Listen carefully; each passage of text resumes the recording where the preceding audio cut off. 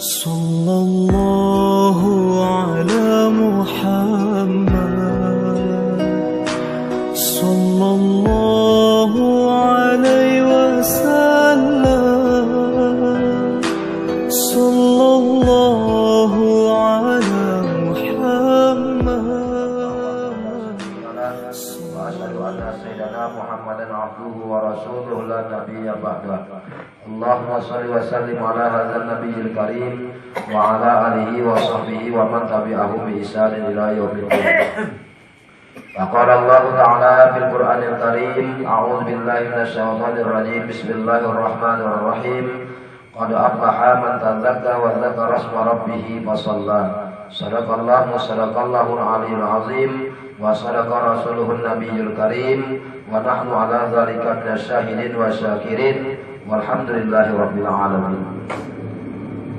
Dan syukur kita panjatkan kehadirat Allah Subhanahu wa taala yang mana pada malam hari ini Allah masih memberikan kita umur yang panjang, memberikan kita kesehatan, kekuatan iman dan Islam sehingga kita berkumpul kembali bersama-sama. Selawat berangkaikan salam semoga disampaikan ke haripan junjungan kita Nabi yang agung, Rasul pilihan Allah, Nabi Muhammad sallallahu alaihi wasallam. Mudah-mudahan dengan banyaknya kita selalu berselawat kepada beliau, syafaat kita harapkan yaumil akhir, amin ya rabbal alamin. Malam ini kita membuka kitab Al-Fiqhul Islami Wadillatu karangan Syekh Wahbah Al-Juhaini. Seorang makmum tidak wajib membaca ayat atau surah menurut mazhab Hanafi. Ya. Ini saya buka fikih sama tasawuf supaya kita paham. Seorang makmum tidak wajib membaca ayat atau surah. Ayat itu termasuk Al-Fatihah. Jadi menurut mazhab Imam Hanafi, makmum itu tak wajib dia membaca ayat, tak wajib dia membaca suratul Fatihah. Jadi kalau ada orang mengatakan tak wajib baca Fatihah, betul. Menurut mazhab Hanafi. Tapi kalau kita berpegang kepada mazhab Imam Syafi'i, wajib. Jadi satu persatu kita uraikan mazhab Hanafi, Maliki, Syafi'i, Hambali. Jadi kita nggak ada paham ilmu, kita tak berdebat. Tak berdebat kita.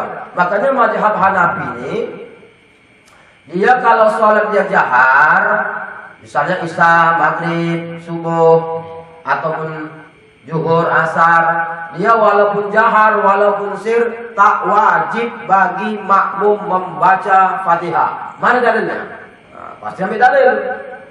Seorang makmum tidak wajib membaca ayat atau surah menurut mazhab Hanafi dengan dalil sebagai berikut. Dalil dari Al-Quran, firman Allah yang artinya, dan apabila dibacakan Al-Quran, maka dengarkanlah dan diamkanlah dan diamlah agar kamu mendapat. Quran surah Al-A'raf 204. Maksudnya, apabila Quran itu dibacakan, maka hendaklah kamu diam supaya kamu mendapat rahmat. Quran surah Al-A'raf 204. Nah, ini kita praktek. Maju Bang Ilham. Maju. Ini coba putar speaker ke kemari sedikit Anda. Tinggal sedikit Pak Yusuf, biar nampak nanti orang-orang. Dah, saja. Ya, kata dalil sebagai berikut. Dalil dari Al-Quran, Quran surah Al-A'raf 204. Apabila Quran itu dibacakan, maka hendaklah kamu diam. Quran itu kalam Allah tidak? Ya, paham ya? Quran itu kalam Allah tidak? Angkat takbir. Allah. Ini makmum, ini imam. Alhamdulillahi rabbil alamin. Kalam siapa? Maka sesuai dengan Al-Quran surah Al-A'raf tadi 204, apabila Quran itu dibacakan maka hendaklah kamu diam. Paham ya? Alhamdulillahi rabbil alamin. Rukun apa nih? Waktu baca nih. Baca Fatihah ini rukun apa dia? Qauli. Wajib tidak nih? Wajib. Alhamdulillahi rabbil alamin. Didengar oleh sama tidak nih? Sama punya nih. Mana sama kita lagi? Karena kita la haula wala. Jadi saya buka fikih sama tasawuf ini saya satukan supaya kita mengerti, memahami. Nah, membaca Fatihah ini rukun apa namanya? Qauli ya, mendengar tadi sama. Ini berdiri betulnya berukur apa namanya? Apa arti fi'li? Perbuatan siapa nih pada hakikat? Berarti kalau ini perbuatan Allah, berarti berlakunya waktu membaca itu kalam siapa? Ini tak tahu. Kalau fikih, kita lah yang membaca. Alhamdulillahirabbil alamin. Jauhkah dia mendengar itu? Tidak. Mana jauh? Apabila si imam ini membaca, makmum wajib mendengar. Apabila bacaannya salatnya zuhur atau asar, yaitu sir, maka makmum wajib memperhatikan saja. Itu mazhab Imam Hanafi. Imam Hanafi ini, menurut mazhab Imam Hanafi, perempuan menikah tak perlu pakai wali. Buka kitab Al-Fiqhul Islami Wadillatu jilid 9. Ini tentang bab ini jilid 2. Tentang masalah nikah jilid 9. Masalah perempuan tak perlu dia menikah itu pakai wali. Dia sendiri yang menikahkan diri dia. Itu mazhab Hanafi. Inilah perlu kita ilmu, wawasan. Supaya kita jangan berkelahi, bertengkar. Nanti kalau paham kita yang menguraikan. Apa kitabnya? Al-Fiqhul Islami Wadillatu karangan Syekh Wahbah Al-Juhaili. Dan menurut Imam Hanafi, Jumat itu tak perlu 40 orang. Asal ada hati, ada masjid, jadi. Walaupun 20 orang, 30 orang, tak ada masalah. Itu Imam Hanafi. Makanya Imam Hanafi itu bersentuh kulit laki-laki dan perempuan tak batal. Karena menurut Imam Hanafi, bersentuh kulit itu bertemu dua khitan.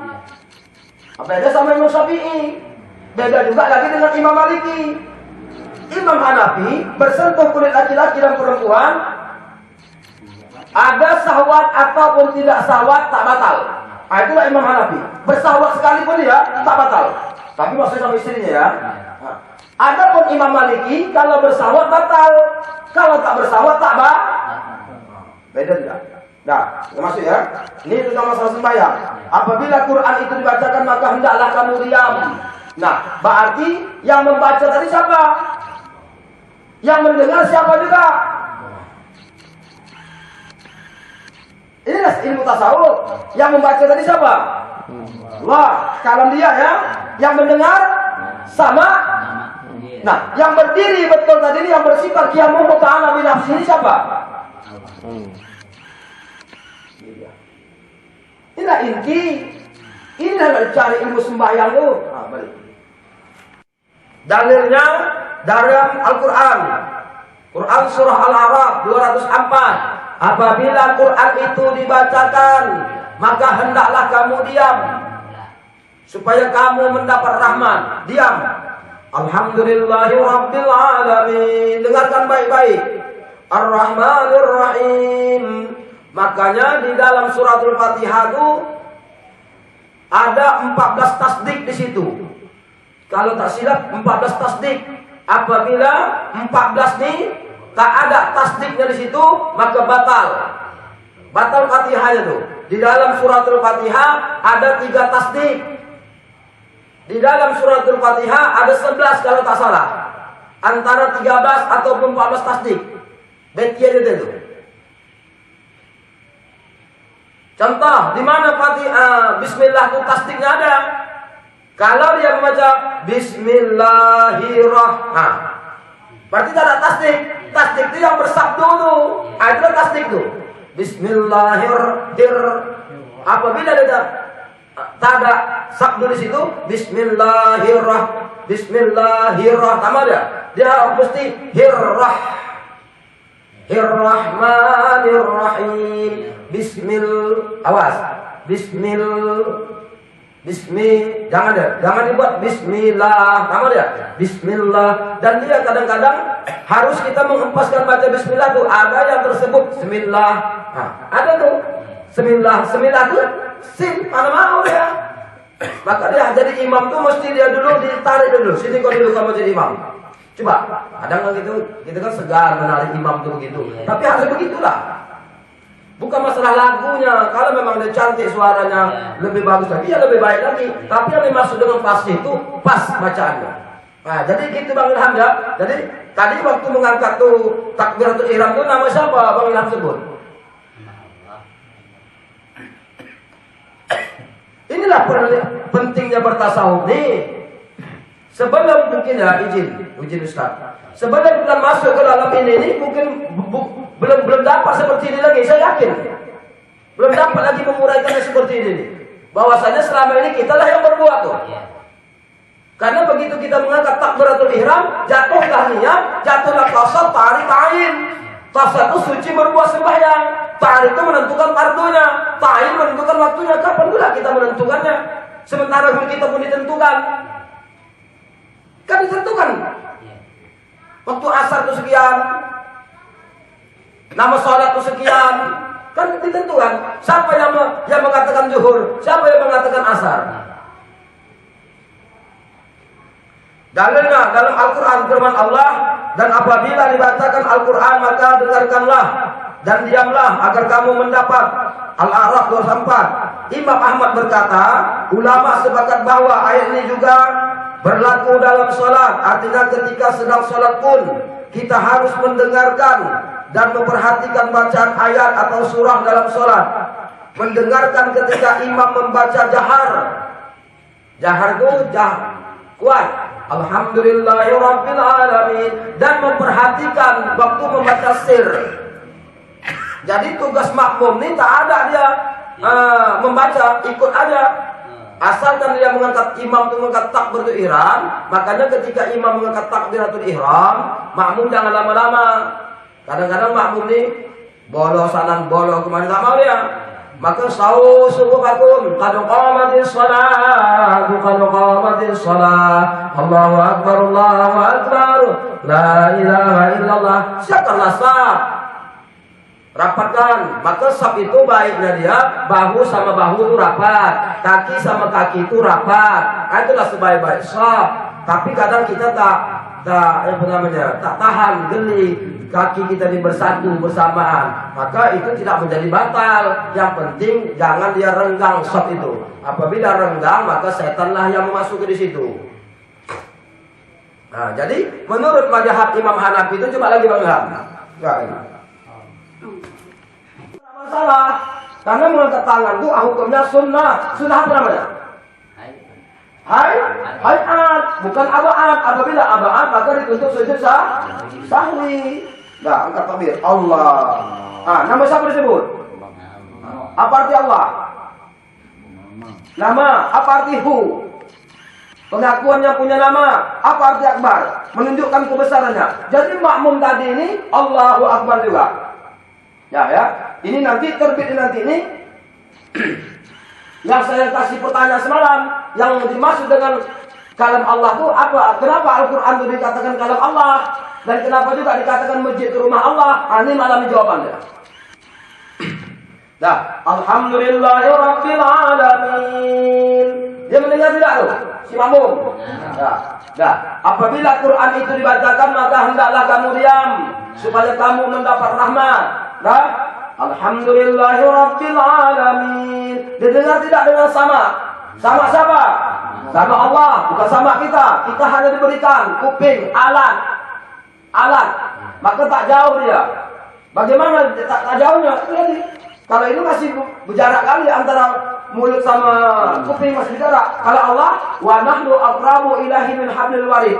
Aku lebih hampir daripada lehermu. Kalau ini masih jauh, cuma disitulah Allah memberikan tajalinya kepada kita dengar. Ya, alhamdulillahirabbil alamin, arrahmanir rahim, alhamdulillahirabbil alamin. Dalam fikihnya apa dia? Segala puji bagi Allah Tuhan semesta alam. Dalam fikih, dalam ilmu tasawuf, alhamdulillahirabbil alamin. Apa dia? Telah datang pujianku olehku atas hambaku. Ini dia. Telah datang pujianku. Berarti siapa yang puji? Hamba. Itulah tingkatnya tingkat mutawasit itu. Belum muntahi lagi. Kalau sudah muntahi tak gini lagi dia. Alhamdulillahirrabbilalamin. Dah beda artinya dah. Kalau tahap pertama, kita akan cerita dulu tahap pertama dengan tahap kedua supaya kita memahami dulu ya. Segala puji bagi Allah Tuhan semesta alam. Dalam fikih, berarti segala puji, berarti inilah kita yang memuji. Tapi kalau masuk ke level kedua tingkat mutawasid, Alhamdulillahirrabbilalamin, telah datang pujianku. Telah datang pujianku atasku oleh hambaku. Karena hamba itulah yang menyatakan adanya Tuhan itu. Nah, jadi waktu dia membaca tadi Alhamdulillahirrabbilalamin, kalam siapa yang berkata? Fatihah tadi kalam Allah tidak? Yang mendengar tadi sama siapa? Jadi siapa yang ini cerita hakikat? Yang hakikatnya siapa yang membaca ini? Berarti Al-Quran itu adalah kalam Allah. Yang mana dimaksud dengan kalam Allah?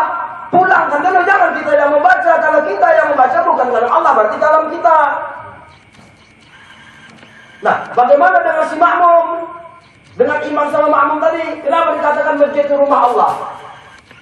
Nah, sekarang imam tadi mengangkat berdiri Bang Nasir. Dengan imam ini. Tadi imam ini tadi Allahu Akbar. Ada tak makmum? Allahu Akbar. Kan disebut juga nama Allah. Udah? Ini menyebut nama Allah juga. Itu juga menyebut nama Allah. Jadi pada hakikatnya ini bagaimana nih? Mengesahkan tidak? Inilah sifat mengesahkan tuh yang bersifat wahdaniyat. Nah, inilah umpama masjid. Kenapa dikatakan masjid itu rumah Allah? Yang sembahyang siapa?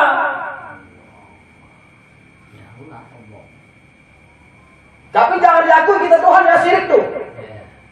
Kafir, bukan kafir lagi, syirik tadi. Makanya yang ada pada diri kita apa? La haula wala. Berarti kan tak ada daya. Kalau tidak digerakkan Allah nih, Alhamdulillahirrabbilalamin. Kalau siapa? Kalau Allah, didengar dengan sama Allah yang bersifat berdiri, yang bersifat qiyam itu artinya berdiri. Qiyamuhu ta'ala binafsi. Siapa punya? Allah yang bersifat wahdaniyat, esa. Siapa? Yang mempunyai ilmu siapa?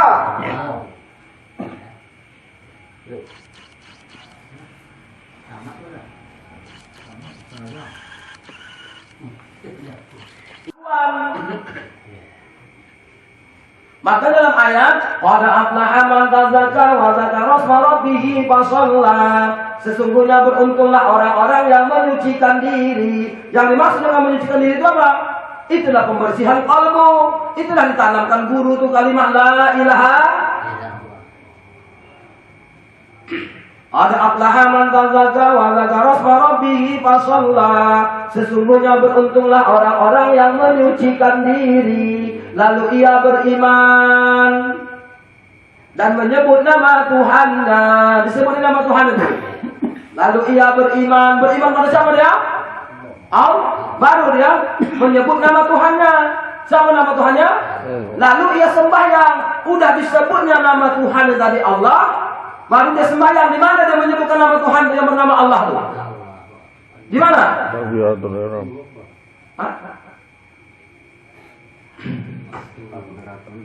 Qad aflaha man tazakka wa dzakara asma rabbih fasalla, sesungguhnya beruntunglah orang-orang yang mensucikan diri.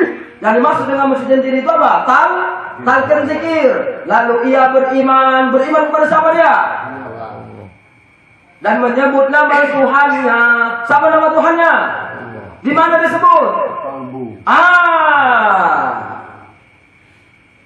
Lalu ia sembah.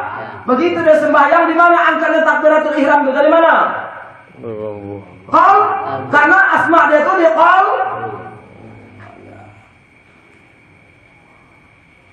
Sedaplah kalau memang kita memahami ilmu. Jangan tulak-tulak Ustaz. Pegang itu sampai mati. Salah dunia akhirat aku bertanggung jawab. Kalau salah dan tuntut aku besok. Itulah pula. Kapan kau menjadikan kalam kalau memang itu kalam kau?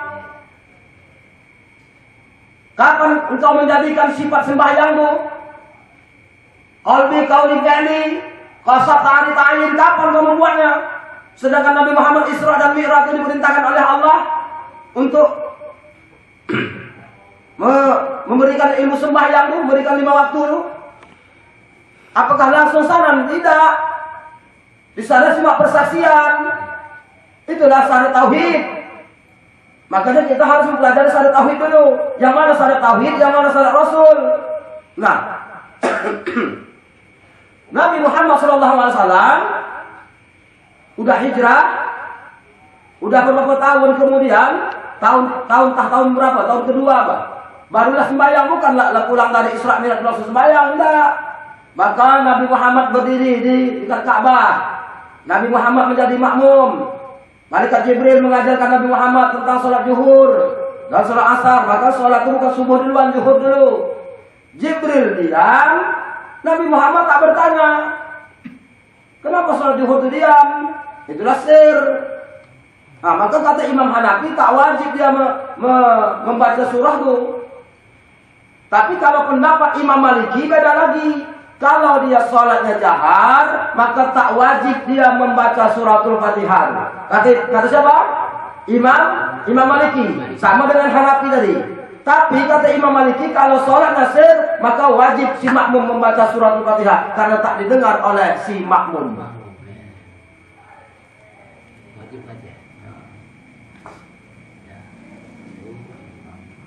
Kata Imam Syafi'i, kita kan bermadhab Imam Syafi'i. Maka kata Imam Syafi'i, akan tetapi ulama Syafi'i berkata, membaca surah Al-Fatihah itu wajib hukumnya bagi imam dan makmum. Nah, inilah kita pegang. Jadi kata Imam Hanafi, seorang makmum wajib mendengarkan bacaan imam. Wajib dia mendengarkan bacaan imam itu. Dalil dari as-sunnah Rasulullah SAW bersabda, "Man shalla khalafa imami fa inna qira'atal imami lahu qira'ah." Siapa saja yang salat di belakang imam, maka bacaan imam adalah bacaannya juga. Begitu kata Imam Hanafi. Ini pun dari hadis Rasulullah. Nah, jadi bagaimana dengan Imam Syafi'i tadi? Mana juga hadisnya? Nah, kita lanjutkan.